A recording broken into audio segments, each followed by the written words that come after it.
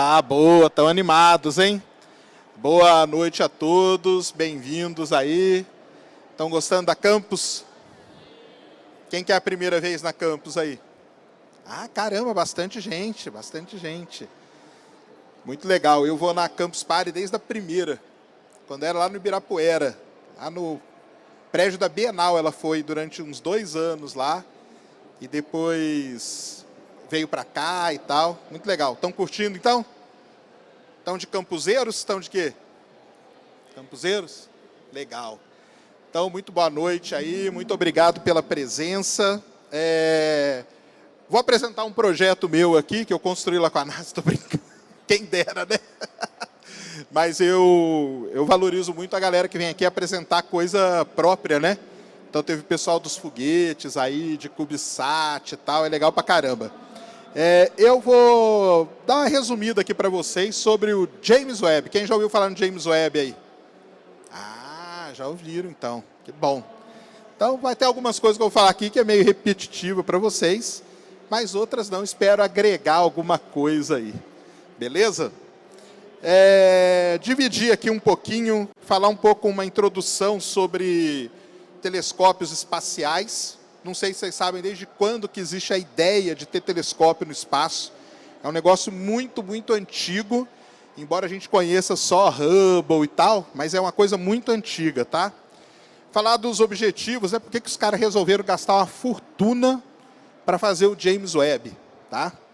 E aí falar um pouquinho do telescópio, né? Um pouco do espelho dele, do escudo de calor, dos instrumentos, da órbita, umas fotinhas aí do lançamento para a gente lembrar, a montagem e o comissionamento e algumas imagens, né? E aí no final eu explico o que está acontecendo com ele nesse momento, tá? Muito bem. Em 1923, esse cara aí, quem gosta de espaço, tem que ler esses 3 caras aqui, ó. O Hermann Oberth, o Robert Goddard, lá nos Estados Unidos, e o Konstantin Tsiolkovsky. Já ouviram falar nesses caras? Esses caras aí são os pais do que a gente chama da ciência de foguete.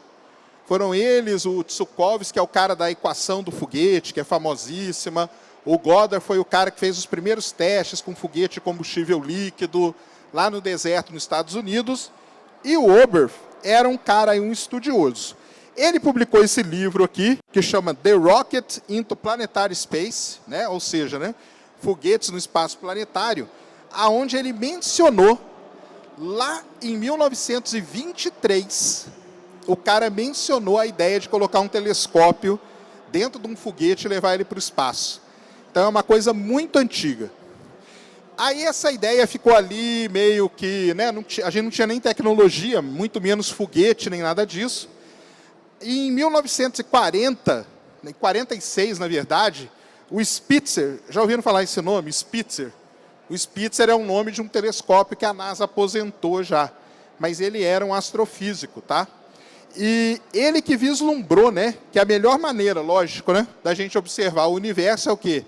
Colocar um telescópio fora da atmosfera, porque a atmosfera é terrível para a astronomia. Tanto que as primeiras ideias, sabe qual eram? Era colocar um telescópio e o astronauta sentado dentro do telescópio. Seria um astronauta astrônomo, que ia ficar ali observando e mandando os dados para a Terra. Lógico que isso aí não foi para frente, nada disso, né? Bem, colocar um telescópio no espaço, né, acima da atmosfera, não é uma tarefa muito fácil, tá? Bem, esse aqui, você acha na internet, esse aqui é o artigo do Spitzer, onde ele defendeu a ideia de colocar um telescópio no espaço. E, para quem não sabe, esse aqui é o primeiro telescópio espacial que a gente teve.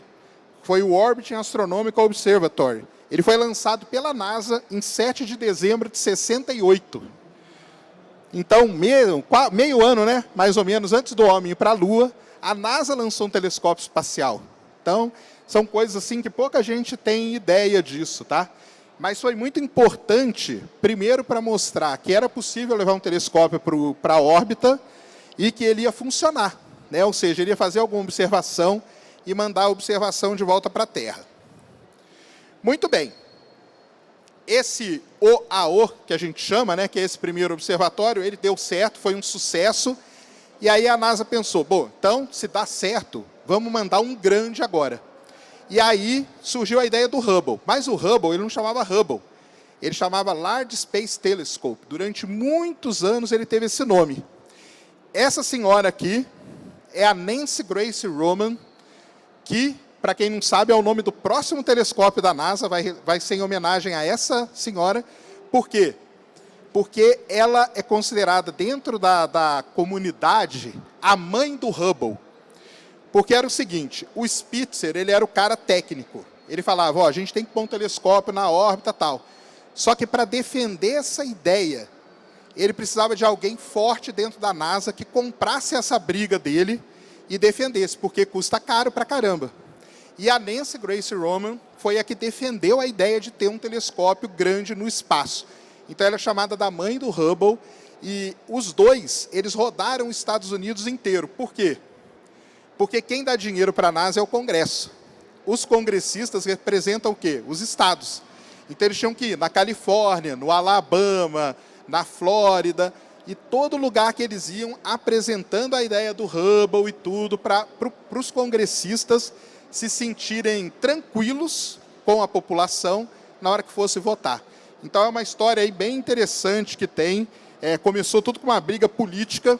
Na verdade, o Hubble não era para ter existido, porque ele custava muito caro, até que a NASA chegou para a ESA, que é a Agência Espacial Europeia, propôs um acordo com eles, e aí junto eles conseguiram reduzir o custo e lançou o Hubble. Beleza? Muito bem, essa aqui é uma foto bem antiga do Hubble, lá no comecinho. Você olha, nem parece o Hubble, né? Mas é o Hubble sendo construído, tá? E o Hubble foi lançado em 1990. Bem, para quem não sabe, quando o Hubble foi lançado, ele não foi testado direito e o espelho dele subiu com um problema seríssimo, gravíssimo, na verdade. E aí, quando eles foram abrir a imagem do Hubble, era essa imagem aqui, ó. E aí, o que aconteceu? O que a população, você acha que ficou feliz? Pô, NASA, vocês gastaram milhões, cara. Jogaram um telescópio no espaço e a imagem dele é pior do que o telescópio que o meu filho usa no jardim de infância. Foi um momento em que a NASA quase, o pessoal fala que ela quase acabou. Porque foi uma pressão muito grande, até que surgiu uma outra pessoa muito importante nessa história toda, que é uma senadora americana, chamada Barbara Mikulski, tanto que o lugar aonde você baixa os dados do James Webb chama-se Mikulski Archive for Space Telescope, em homenagem a Barbara Mikulski. A Bárbara, senadora, ela comprou a briga dentro do Senado americano, falou, não, a NASA ela vai conseguir, os caras são bons, eles vão fazer alguma coisa, vão arrumar o Hubble, confia neles e tal. E aí ela propôs a primeira missão para arrumar o Hubble, colocando um óculos nele, né? Que a gente chama de COSTAR. E aí, quando ele subiu, o COSTAR é aquele sisteminha de espelhinhos e lentes e tal. Aí, quando abriram o Hubble, estava lá, ó, a estrelinha primeira e depois perfeitinha aqui. Então, deu certo. Foi tipo uma... Tem um vídeo no... Acho que no YouTube você acha ele, que é a redenção da NASA. Que foi quando eles mostraram... Na verdade, a imagem que a Bárbara mostrou foi essa aqui, ó. Essa aqui era a galáxia antes de arrumar o Hubble, antes de colocar aquele óculos nele. E essa aqui depois. Então, ela faz o vídeo todo segurando um pôster, que é essas duas galáxias. E falando, ó, vocês aí que sempre duvidaram, não sei o quê, eu sempre confiei. A história é bonita pra caramba, tá? Então, essa é um resuminho aí da história do Hubble, que está aí até hoje, né? 32 anos já no espaço, funcionando legal. Um dos grandes testes do Hubble foi fotografar a colisão do cometa Shoemaker-Levy 9 em Júpiter, em 1994. Por quê? Em 90, o Hubble foi para o espaço. Eles só foram arrumar o Hubble em 1993. Tá? Só em 1993 foram arrumar o Hubble. E aí, em 94, ia ter esse evento e o Hubble conseguiu fotografar. Então, foi um teste muito legal, mostrando que o Hubble estava funcionando muito legal. Esse aqui, você encontra na internet também, é o primeiro artigo científico feito com dados do Hubble. ele observando o núcleo de uma galáxia. Tá? Então tá lá, ó, muito legal, tudo com o Hubble. Muito bem. Aí, olha só como que a história é interessante. O Hubble foi lançado em 1990. Só que em 1989, a NASA criou um workshop para discutir qual seria o sucessor do Hubble. Em 1989, nasceu a ideia do James Webb. 89. Quantos aqui eram nascidos em 89? Aí, ó, tá vendo? E os caras estavam lá, já pensa, antes do Hubble ser lançado.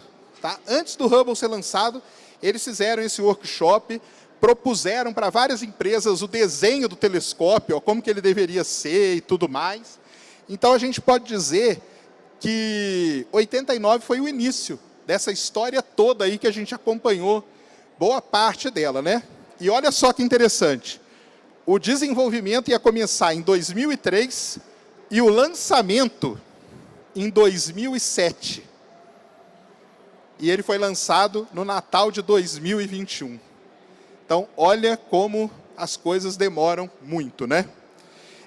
O James Webb, ele demorou muitos anos para ser chamado de James Webb, né? O nome dele era The Next Generation Space, o telescópio espacial de próxima geração. Que nome que ele ia ter, ninguém sabia ainda. Daqui a pouco eu falo a historinha do nome. Bem, esses aqui são os dois principais documentos que tem sobre o James Webb, tá? Esse aqui é o workshop lá de 1989. Então, quem quiser, baixa, é legal pra caramba, porque tem tudo lá eles explicando. A ideia deles é que o telescópio tivesse 10 metros de diâmetro. Aí pensaram, pô, 10 metros é muito grande. Ah, vamos baixar um pouco. Baixaram para 8 metros. Aí alguém lá falou, cara, 8 metros nós não vamos conseguir fazer isso. Aí baixaram para o que ele é hoje. Daqui a pouco eu falo o tamanho do espelho dele. E eles discutem tudo aqui nesse... É um livrão, assim, é legal pra caramba. E esse aqui é um livro de 2000, do ano 2000. Para quem não sabe, né, vocês acham que é muito tempo o cara pensar em 1989 para lançar alguma coisa lá em 2003, 2007? Só que a NASA, ela está sempre pensando pelo menos 10 anos antes do negócio acontecer. Então, eles fazem um negócio que chama pesquisa da década. Então, toda década, todo início de década, mais ou menos, 2020 teve um, eles lançam um livro com tudo que eles querem desenvolver durante aquela década. Seja para exploração planetária, exploração astrofísica, tudo isso. E eles tentam seguir o melhor que eles conseguem, esse plano que eles estabelecem. Então, o James Webb, ele foi todo colocado aqui nesse livro aqui do ano 2000, tá? Muito bem. Por que lançar um outro telescópio espacial, né? O Hubble. Primeiro, alguém sabe por que o Hubble chama Hubble? O Hubble tem esse nome em homenagem a um astrônomo muito famoso chamado Edwin Hubble. A principal descoberta do Edwin Hubble foi que o universo está se expandindo. Ele ainda não sabia que era acelerado. Acelerado foi em 1998 só. Mas o que o Hubble fez, o Edwin Hubble? Ele observava galáxias e com as galáxias ele media a distância e ele via que quanto mais longe uma galáxia estava, mais rápido ela se afastava da gente. Foi essa medida que ele fez. Aí, como que ele mede isso, né? Aí é um termo muito importante, vocês têm que saber, que eu vou falar algumas vezes aqui, que é o chamado efeito Doppler. Alguém conhece o efeito Doppler? Efeito Doppler eu fiz aqui no começo. Isso é efeito Doppler. É como se uma ambulância estivesse passando, ou um carro de corrida estivesse passando. Quando a ambulância está aproximando de você, você começa a ouvir a sirene dela, né? Mais aguda ali, mais alta e tal, não consegue? Quando ela está se afastando, a sirene não vai ficando baixa e tipo mais para o grave, não é isso? Isso é o efeito Doppler. Quando ela está se aproximando, ela está comprimindo, imagina isso, que ela está comprimindo as ondas sonoras. E quando ela está se afastando, essa onda está sendo esticada. Só que o som é uma onda, mas a luz também é uma onda. E quando a luz é esticada, a luz vai para a parte vermelha do espectro. Então tem o espectro eletromagnético, ultravioleta, a luz visível, infravermelho, raio-x, raios gama, tudo isso. A parte vermelha do espectro para frente são comprimentos de onda que estão mais esticados. E agora vamos pensar, se o universo está expandindo, o que está acontecendo com as coisas que estão mais longe? Estão tendo a onda dela está sendo o quê? Esticada. Então, com o Hubble, a gente conseguiu medir várias distâncias até galáxias, só que a gente chegou num determinado ponto, limite ali. Qual foi a ideia do pessoal? Para quê? Como justificar gastar uma grana em outro telescópio? A gente quer entender como que o universo começou. Para entender como o universo começou, a gente tem que observar ele o mais longe possível. Para ver o mais longe possível, o telescópio tem que observar no infravermelho. Só nessa faixa. Tanto que o James Webb ele só observa no infravermelho. Tá? Ele não observa na luz visível, no vermelho, ali no finalzinho só. Beleza até aí? Então tá bom. Então foi assim que traçaram os principais objetivos aí do James Webb, que é essa história aí do efeito Doppler e tudo mais, tá? Então aqui uma figurinha, né? Quando alguma coisa está se aproximando de você, ela desvia para o azul. Ou seja, ela vem para a parte azul do espectro. A gente chama isso em inglês de blue shift. Beleza? Quando algo está se afastando, está indo para o vermelho, a gente chama isso de redshift. E para esse termo, redshift, os astrônomos inventaram uma letra. A letra Z. Então, se qualquer um aqui pegar qualquer artigo científico de astronomia, você não vai ver lá uma galáxia tá a 10 bilhões de anos-luz. O astrônomo não usa isso. O astrônomo usa a galáxia tem um Z igual a tanto. Isso para eles que é a medida de distância. Tá? Qual que é a diferença? O Z, ele leva em consideração a expansão do universo. Quando eu falo que algo está a 2 milhões de anos-luz de distância, é como se eu não levasse em consideração a expansão. Tá? Então, isso aí é muito importante porque o James Webb ele foi feito para observar altos Zs, que a gente chama. Então, Z, ou seja, redshift muito alto, ou seja, coisa que está lá pertinho do início do universo. Show? Então, é isso aqui, o espectro eletromagnético, né, que é muito importante para todos nós. Muito bem, então está aqui, ó, onde que o James Webb observa? Ele pega um pouquinho do vermelho. O infravermelho, ele é dividido, tá? Ele tem o infravermelho próximo, que são tantos comprimentos de onda, o infravermelho médio e o distante. Então, o James Webb, ele pega o vermelho, o infravermelho próximo, eu vou mostrar para vocês, tem um instrumento chamado NIRCam, que é Near Infrared Camera, tem um chamado MIRI, que é Mid Infrared Instrument. Então, ele observa nessa faixa aqui, ó, tá? Principalmente nessa faixa. Ele não observa o distante, tá? O distante, o James Webb não observa, porque para o tamanho dele, seria muito, muito complicado. Para que isso? Então, nós estamos lá com o James Webb, né?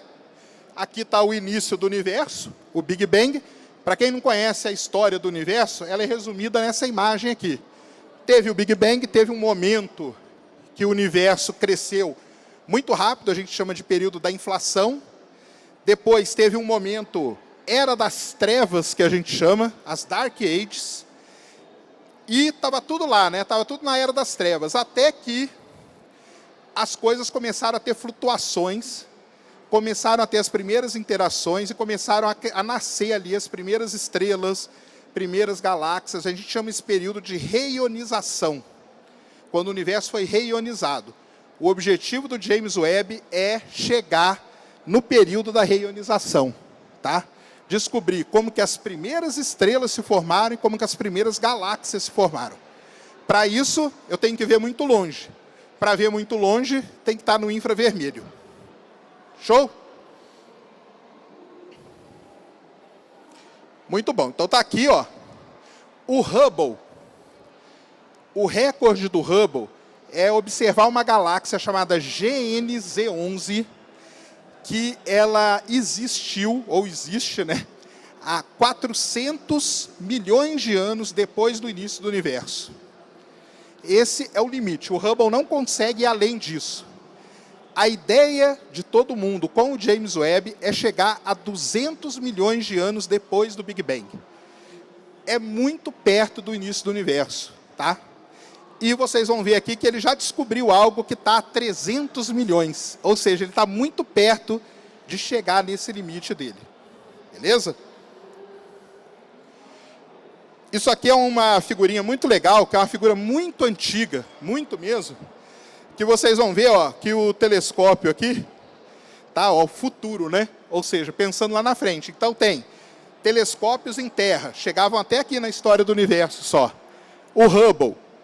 Ah, por que eu tenho 3 Hubble, né? O Hubble ele passou por modificações, atualizações, tá? Então na última atualização, ele chegou aqui, ó. E o James Webb vai ter esse ganho aqui, ó. Vai chegar ali a 200 milhões de anos depois do início do universo. Essa que é a ideia deles. Muito bom, né? Então, esse é um primeiro objetivo do James Webb. Estudar as primeiras galáxias, primeiras estrelas do universo. Quando o Hubble foi lançado, a gente não tinha descoberto nenhum exoplaneta ainda. Hoje a gente já descobriu 5.000, ou mais um pouco até.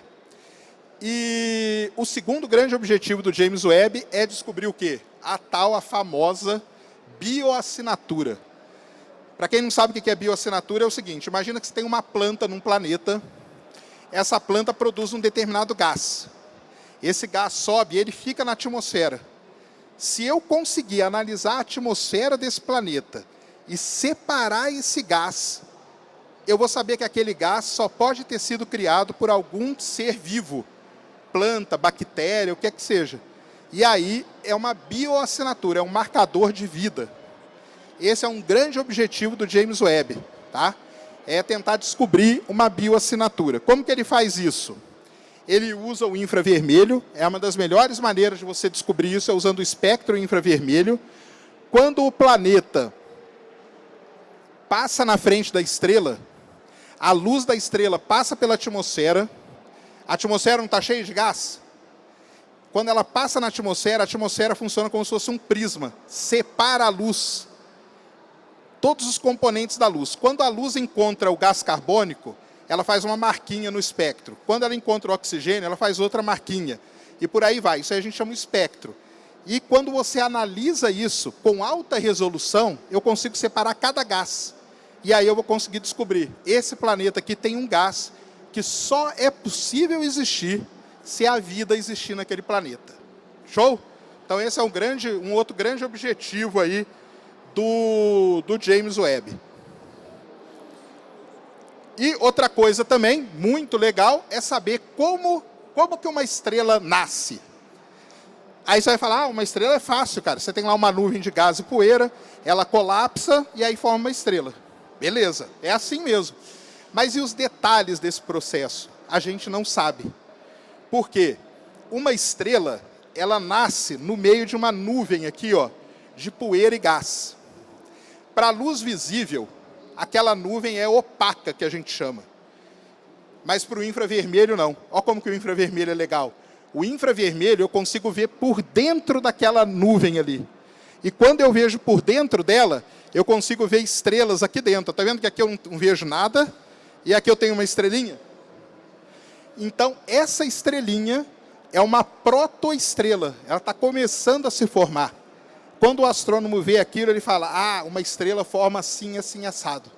Então, esse é um outro grande objetivo do James Webb, que só é possível com o quê? Com o infravermelho. Tá? Na luz visível, a gente não consegue ver isso.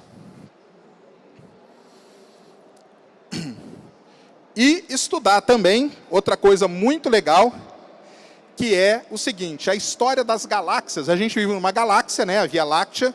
Durante a vida dela, ela engoliu galáxia. Daqui a 5 bilhões de anos, ela vai bater com Andrômeda, que é uma outra galáxia. E tudo isso ajuda o universo a evoluir, da maneira que ele vem evoluindo.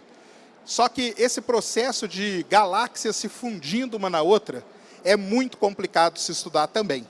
E o James Webb tem esse outro grande objetivo aqui, que é entender como que as galáxias evoluem, como que elas vão uma se juntando com a outra até chegar no que tem hoje.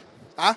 Então, isso aí é um resumo dos principais objetivos dele. Ver as primeiras luzes, primeiras estrelas, como que as galáxias se formam, como as estrelas se formam e se tem vida ou não num planeta. Tá? Muito bom. Aí, começou toda a história do James Webb, que eu vou tentar resumir, porque é uma história muito complicada. Então, olha só. Lá em 1996, depois de 89, os caras deram uma sossegada. Aí, em 96, foi a primeira vez que ele foi proposto, com um espelho de 8 metros. Aí, em 2001, a primeira ideia já foi cancelada. Vai acompanhando a história, hein? Tá? Em 2002, resolveram criar um novo telescópio. E aí que ele recebeu o nome de James Webb. James Webb foi o administrador da NASA no período do programa Apollo.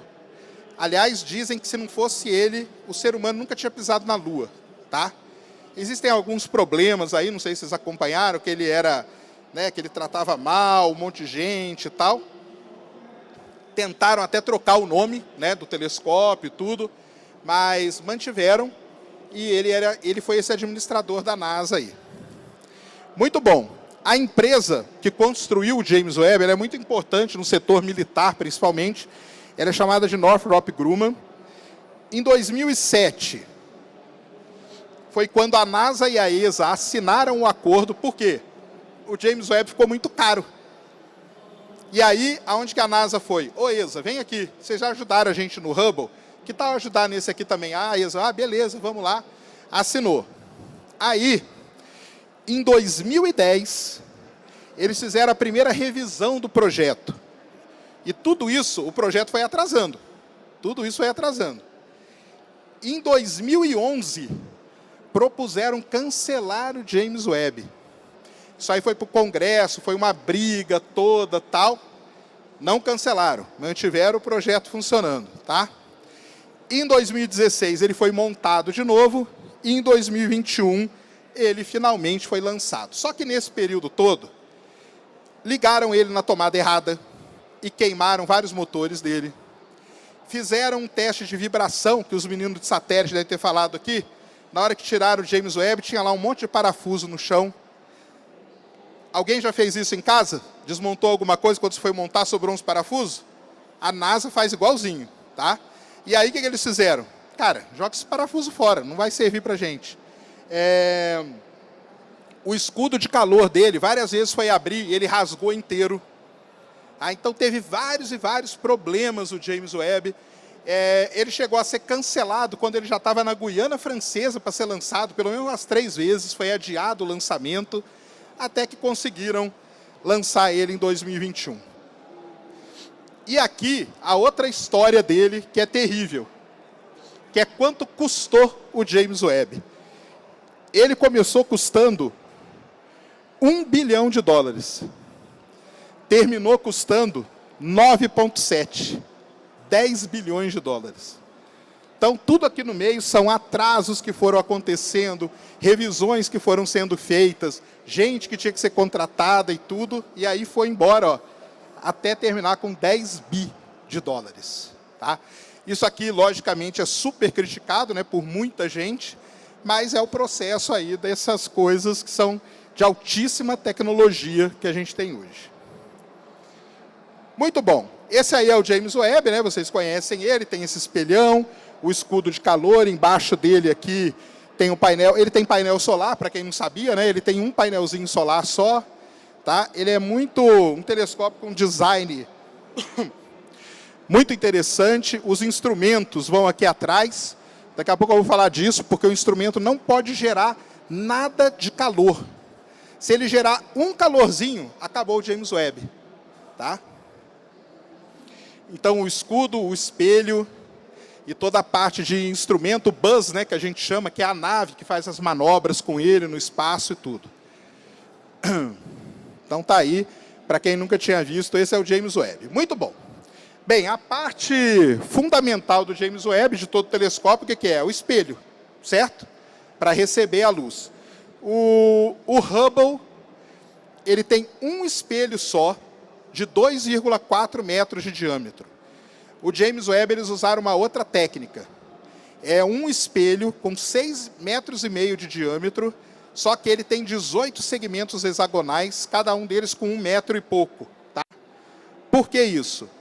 Primeiro, porque você pode usar um negócio que chama ótica adaptativa. Cada pedacinho dele pode se ajustar para melhorar a imagem. Tá? E outra, que é mais seguro, se um segmento der defeito, ele não ferra o telescópio todo, igual aconteceu com o Hubble. Você pode controlar isso separadamente, e hexagonal, porque o hexágono é o melhor jeito de você juntar as coisas sem perder nada. Tá? Então foi isso que ele fez. Além disso, ele tem um outro espelho, que é o espelho secundário, com quase 1 metro de diâmetro, e ele tem mais 2 outros espelhos. Tá? Ele tem 4 espelhos, na verdade, o James Webb. Beleza? Então tá aí ó, a comparação dele para o Hubble, né? 6,5 metros com 2,4 metros. Ele é muito maior que o Hubble, tá? Aqui está um segmento do espelho primário, o espelho secundário, o espelho terciário, e esse último espelhinho aqui dele é só para dar uma ajustada na luz, entendeu? Ah, ele captou a luz, tal, ela está saindo um pouco fora. Esse espelhinho vai lá e ajusta para jogar a luz direto para os instrumentos dele. Tá, é uma coisa tecnológica aí que eles tiveram que lidar com isso. Beleza? Duas coisas que chamam a atenção, né? Uma eu já falei que ele é hexagonal, e a outra que todo mundo deve notar, que ele é dourado. Por que o espelho do James Webb é dourado? Tá? Ele é dourado pela seguinte forma. O primeiro, que ele é feito de berílio. Berílio é um material que aguenta baixíssimas temperaturas. E ele não se deforma, não tem problema nenhum. E por que dourado? O ouro, o dourado, é o melhor elemento para refletir a luz infravermelha. Então, se você fizer um teste em laboratório, colocar um espelho tradicional, um espelho dourado, e jogar luz infravermelha nele e medir a quantidade de luz refletida, o de ouro reflete 97%, 98%.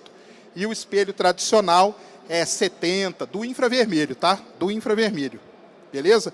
Por isso que eles fizeram ele dourado e com berílio, beleza? Além disso, atrás de cada segmento tem um motor. E esse motor é que vai ajustando milimetricamente cada espelho para ele poder ficar perfeito, ficar uma superfície perfeita. É legal pra caramba, é a tecnologia que é usada hoje em vários e vários telescópios pelo mundo.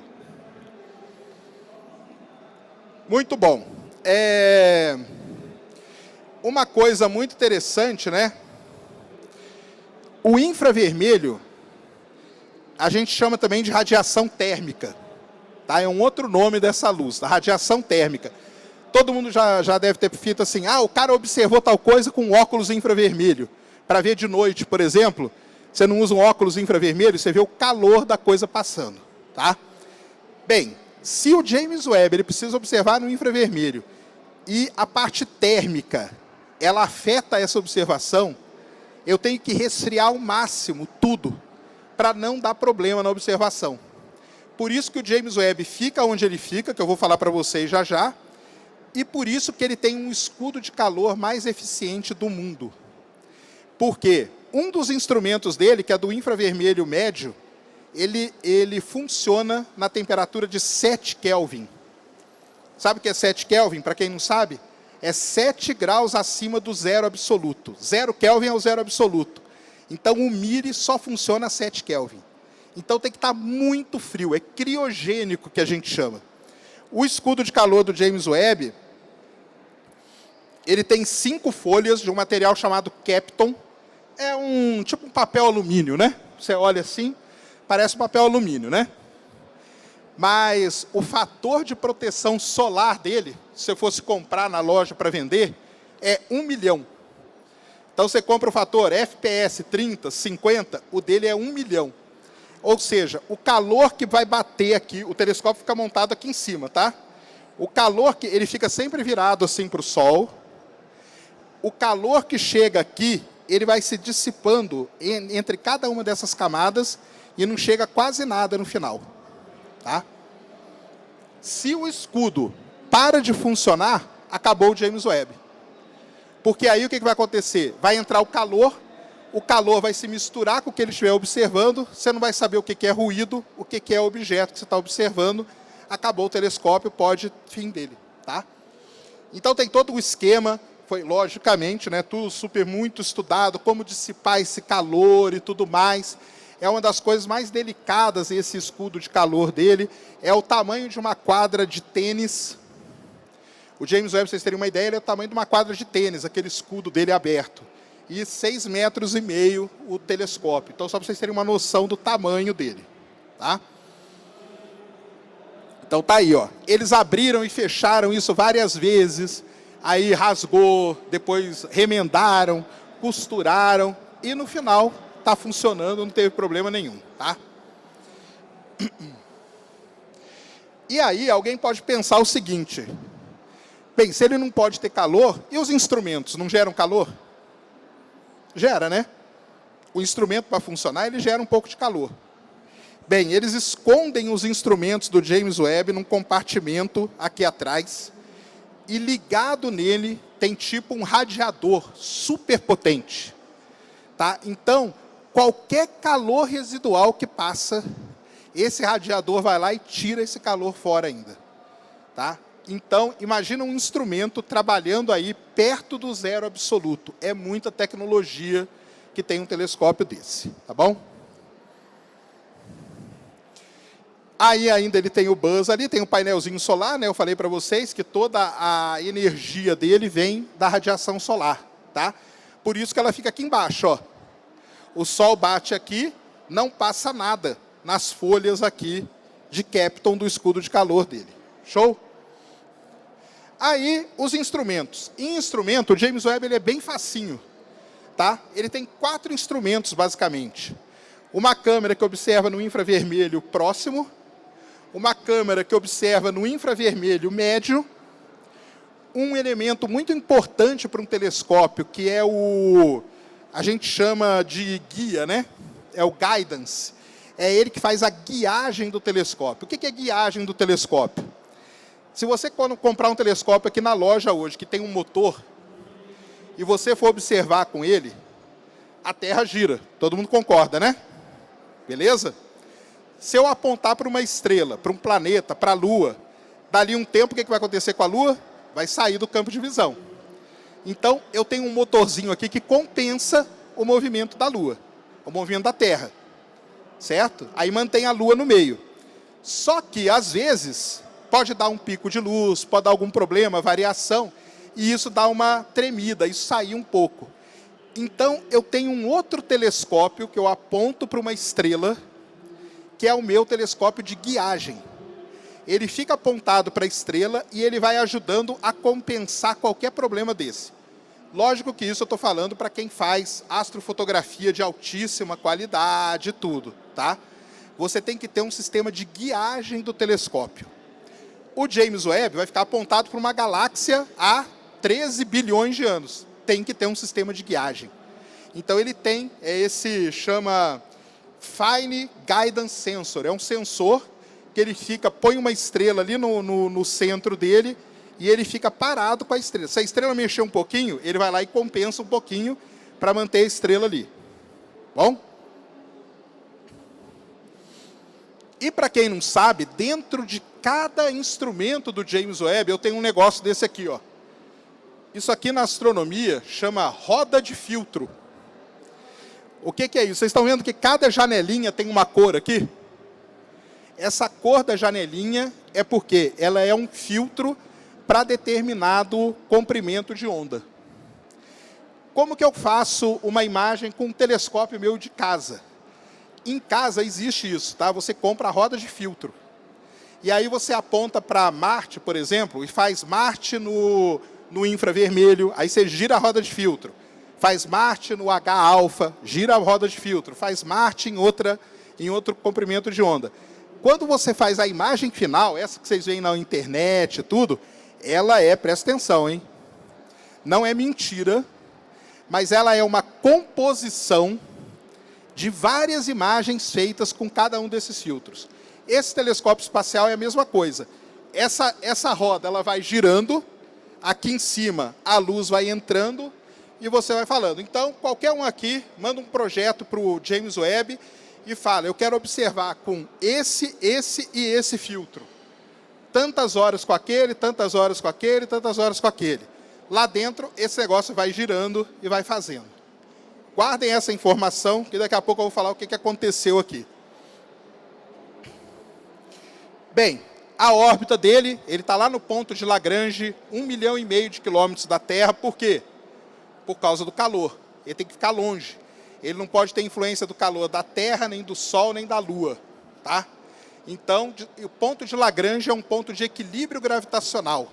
Tá? O Lagrange, matemático, que descobriu isso. E não quer dizer que se eu solto ali, o negócio fica parado, não. O James Webb, ele fica orbitando o ponto de Lagrange. Muita gente acha que o James Webb está parado num ponto. Ele não está. Ele está orbitando aquele ponto. Por isso que a órbita dele, quando você desenha, faz isso aqui. O pessoal, mas ele não está parado? Não, ele não está parado. Tá? Ele fica orbitando, ó, aqui é o ponto de Lagrange, e ele fica orbitando o ponto de Lagrange. Tá? Então tá aí, são 5 pontos de Lagrange que tem. Tá? Alguns deles você pode colocar, alguns você tem que fazer uma correção maior, outras menores. E o L2, que é onde está o James Webb, é o melhor por conta desse lance todo do calor dele e tal. Aqui está o lançamento, o James Webb, para quem não sabe, ele foi todo dobradinho. Dentro desse foguete aqui, o Ariane 5, foguete da Agência Espacial Europeia, da Arianespace, na verdade, né? Usado pela ESA. 25 de dezembro de 2021 ele foi lançado. 89, 96, para ser lançado só em 2021. Então tá aí, ó, o lançamento foi muito bonito, muito emocionante. Aí a última imagem que a gente tem do James Webb, quando ele soltou do estágio superior do foguete, tinha uma câmera ali que fotografou ele indo para a órbita dele. Beleza? Aí, quando ele chegou no espaço, ele estava todo dobrado. Teve que ser desdobrado. Então, tem toda a montagem do James Webb, que foi um negócio que a gente acompanhou muito, né? Ele foi abrindo o espelho, abrindo o escudo, deu tudo certo. E aí, entrou uma das coisas super chatas, né? Que é o comissionamento. O que é comissionar? Então, você pega o telescópio e vai testar ele. Observa Júpiter, observa uma estrela brilhante, observa uma galáxia brilhante, muda o instrumento, muda o filtro, mexe com o telescópio, faz de novo. Então, tem toda uma sequência gigantesca que ele passou. Tá? Todo o instrumento passa por isso. Tá? Todo o instrumento. Aliás, se você compra um telescópio hoje, vou voltar ao exemplo nosso aqui, você precisa alinhar o telescópio, colimar o telescópio, quer ver se o espelho dele principal está de acordo com o espelho secundário. Então, assim, se você comprar um telescópio potentezinho hoje, você provavelmente hoje não vai observar nada. Você vai gastar alguns dias alinhando, alguns dias colimando. É o comissionamento, tá? Exatamente a mesma coisa do James Webb. E aí, ele fez lá, né, várias imagens e tudo, aqui só para vocês terem uma ideia do campo de visão. Isso é muito importante. Na astronomia, a regra é a seguinte, basicamente. Quanto mais potente, quanto mais detalhe você quer ver de uma coisa, menor o campo de visão dela. Faz sentido para vocês? Faz, né? Quanto mais detalhe eu quero ver, menor é o campo de visão. Tá? Se eu tiver um campo de visão muito grande, normalmente eu não vou ter detalhe. A não ser em casos especiais, como vai ter um telescópio aqui no Chile, o Vera Rubin, que ele vai ter uma câmera de 3.200 megapixels. E aí é um outro papo, porque aí é um campo de visão com altíssima definição. Mas aqui no caso, a regra é essa. Então, o campo de visão do James Webb, ele é pequenininho. Show? Tenham isso em mente, tá? Muito bem. Aí, dia 12 de julho, saíram as primeiras imagens, tá? Então, qual que era o primeiro objetivo do James Webb? Vamos ver se alguém lembra. Estudar o quê? Como que as primeiras galáxias, estrelas se formaram. Ele foi apontado para esse aglomerado de galáxias aqui. Vocês estão vendo que tem uns arquinhos aqui no meio? Esse arquinho é um efeito muito legal chamado lente gravitacional. Não vou entrar em detalhe nisso, mas pegue uma garrafa ou um copo, olhe pelo fundo dele para a luz. Você vai ver esses arcos aí. É exatamente o mesmo efeito, só que é com a gravidade. Tá bom? Por que ele apontou para isso aqui? Porque aqui, essas coisinhas muito vermelhas, estão vendo que tem umas coisinhas muito vermelhas? Muito vermelho é o quê? Que está muito longe. Foi aqui que ele descobriu uma galáxia. Esse pontinho vermelho aqui, ó. A Glass Z13. Ela bateu o recorde do Hubble. Lembra que o Hubble era 400 milhões? Essa aqui é 300 milhões de anos depois do Big Bang. Então, já na primeira imagem, olha o poder do telescópio, na primeira imagem, ele já quebrou o recorde do Hubble. Tá? Então, isso aqui é muito legal mesmo que ele fez. Essa aqui é uma outra imagem muito legal, que é a nebulosa da Carina. Não sei se vocês conhecem a nebulosa da Carina no céu. Tá? Ela é isso aqui no céu, ó. Isso é a nebulosa da Carina. Aqui no meio está Eta Carini, que é a estrela estudada pelo grande Daminelli, brasileiro aqui da USP, é o maior estudioso dessa estrelinha aqui no meio. Quem olha para aquela, quem olhou para aquela imagem lá falou, não estou reconhecendo a nebulosa da Carina. Por quê? Lembra do campo? O campo de visão é, olha o pedacinho, ó, aqui é a nebulosa inteira. Isso aqui é um zoom nesse quadrado. E o que isso aqui é um zoom nesse quadrado, e o que o James Webb olhou é esse quadradinho aqui, ó.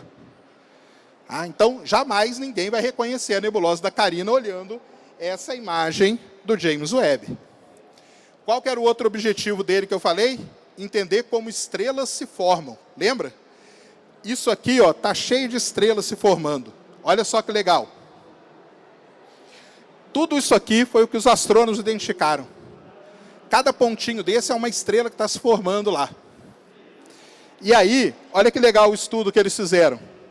Está vendo a estrela aqui? Tem uma estrela se formando. Aí, quando a estrela está se formando, acontece um efeito com a estrela, que ela emite jatos de energia. Tá? Porque ela está passando por um momento muito turbulento. Esse jato ele tem um nome na astronomia, chama objeto Herbig-Haro, que são os caras que descobriram isso. Se a gente descobre esse negócio, a gente está entendendo como estrelas se formam. E o James Webb, já na primeira imagem que ele fez, ele conseguiu detectar vários desses. Então, olha que legal. Já quebrou o recorde do Hubble, já identificou várias coisas dessa. Essa aqui é a nebulosa do Anel do Sul. A gente pensava que só tinha uma estrelinha ali no meio. Quando a gente fez a imagem no infravermelho médio, olha o que apareceram aqui no meio, ó. 2 estrelinhas. Então, isso aqui os astrônomos não sabiam. Eles imaginavam que podia ser assim, mas eles não tinham a confirmação. Essa aqui é uma outra coisa muito legal. Ele observou esse quinteto de galáxias aqui. Tá? Aqui no infravermelho próximo, aqui no infravermelho médio. Daqui a pouco eu vou falar dessas imagens aqui do infravermelho médio para vocês. E aí, ó, em uma daquelas galáxias, ele já foi estudar um buraco negro dela. E aí ele conseguiu fazer o espectro. Está vendo aqui os elementos todos aqui? Ó? Ele já tirou o espectro do gás ao redor do buraco negro em uma daquelas galáxias ali. Então é um poder de observação muito violento. Júpiter, ele observou Júpiter no infravermelho e ele viu os anéis. Para quem não sabe, todo planeta externo, Júpiter, Saturno, Urano e Netuno tem anel. Ele observou os anéis de Júpiter. Ele observou os anéis de Netuno. Ó, Netuno aqui que legal. E observou Tritão, que é muito difícil de ser observado. E ele foi lá e conseguiu. E aí, isso aqui é uma galáxia chamada M74. Isso aqui é a imagem do infravermelho médio. Só um detalhe aqui para vocês, para que a gente observa no infravermelho médio? Boa parte da galáxia é formada por quê? Por poeira. Poeira mesmo, tá? Poeira estelar que a gente chama. Os astrônomos, eles não conseguiam ver os detalhes dessa poeira. Por que a poeira é importante? Porque é ela que forma estrela. Se eu entender como que ela está distribuída, eu entendo como que as estrelas se formam. Basicamente é isso. O infravermelho médio, ele faz uma imagem que parece o esqueleto da galáxia. Então, quando você vê a imagem do infravermelho médio, ó, é todo o esqueleto de poeira da galáxia. Você não vê estrela nenhuma aqui. Você só está vendo... Tranquilo. Você só está vendo o quê? O esqueleto empoeirado dela. Show? E aqui é misturando o Hubble com o James Webb, ou seja, luz visível com infravermelho. E aí você vê que uma coisa meio que complementa a outra. Por isso que muita gente chama o James Webb do sucessor do Hubble, mas não é. Essa imagem aqui mostra que ele é o quê? O complemento do Hubble. Tá? Isso aí é importante ter na mente também. Ele conseguiu observar um exoplaneta orbitando uma estrela. Ó. Isso aqui é a cruzinha aqui, a estrelinha é a estrela, tá? E aqui é o planetinha. Um negócio muito legal também. E semana retrasada ele fez uma das imagens mais legais até agora, que é o famoso Pilar da Criação. Então, Pilar da Criação foi uma imagem icônica do Hubble, que ele fez lá em 95. Por que chama Pilar da Criação? Porque aqui no meio tem muita estrela se formando, ou seja, né, se criando. E o James Webb foi lá, ó, e fez uma imagem muito... Lógico que uma coisa também, é injusto comparar o James Webb com o Hubble, tá? Primeiro que é o tamanho e segundo que é comprimento de onda diferente, beleza? Mas é até para ver o ganho que teve, né, de um tipo de comprimento de onda para o outro, beleza? E aqui é o Pilar da Criação no infravermelho médio. Lembra o infravermelho médio? Você quase não vê estrela. Você está vendo só o quê? Só a estrutura da poeira dos pilares. Então isso aqui é legal para quem estuda formação de estrela, fica a vida inteira nessa imagem aqui. Isso aqui também é muito legal, foi uma imagem que ele soltou semana passada. Ele observou aqui uma galáxia nesse aglomerado e o Hubble só via uma. Naquele pontinho ali, o Hubble via uma. O James Webb acabou vendo duas galáxias. Então, é o que o pessoal fala, que ele está mudando algumas interpretações que a gente tem sobre o universo. Tá? Isso aqui é um outro aglomerado, chama Abell 2744, muito famoso para quem vê imagens e tal. Vocês estão vendo um monte de galáxia aqui, não estão? Se você for em cada uma, olha que legal que você monta. Ó. Olha, tá bom aí de galáxia? Para quem gosta da galáxia? Galáxias de forma diferente, tamanho diferente, cor diferente, duas fundindo, não fundindo, uma interagindo com a outra. Cara, isso aqui é um negócio que não tem valor para quem estuda como que as galáxias vão se formando ao longo da história do universo. E aqui, para terminar, Titã. Essa imagem saiu hoje até. Vou dar uma dica para vocês. Quem quer ver imagens do James Webb logo que ela é feita, sigam o Reddit. Vocês usam Reddit? Então vai lá no Reddit /James Webb. O pessoal no mundo inteiro fica processando imagem o dia inteiro. E aí eles colocam lá, essa aqui foi colocada hoje. Só para terminar, o James Webb passou por um problemão que pouca gente ficou sabendo. Lembra aquela roda de filtro? Quando eles foram girar ela uma vez, ela deu uma engripada. E aí, como que faz? O telescópio está a 1,5 milhão de quilômetros da Terra. Não tem como arrumar. Aí os caras fizeram de tudo, tal, não sei o quê. Ela voltou a funcionar semana passada. E sábado ele fez uma imagem de Saturno. E eu estava esperando a imagem para mostrar para vocês, mas infelizmente ainda não publicaram.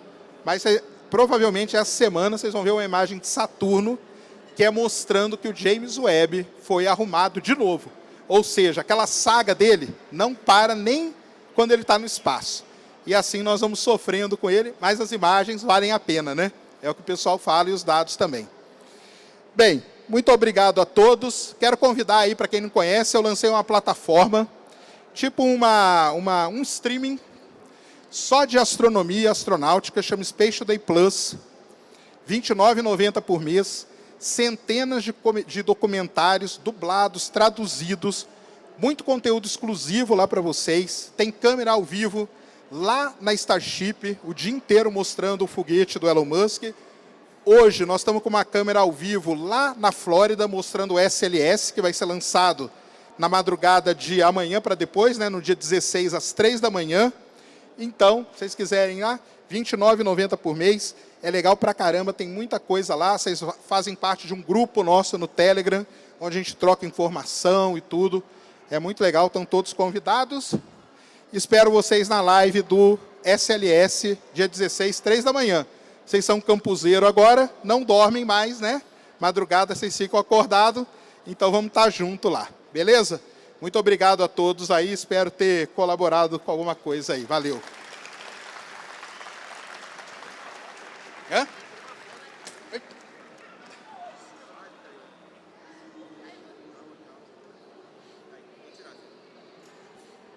Vamos lá, levantem aí, hein?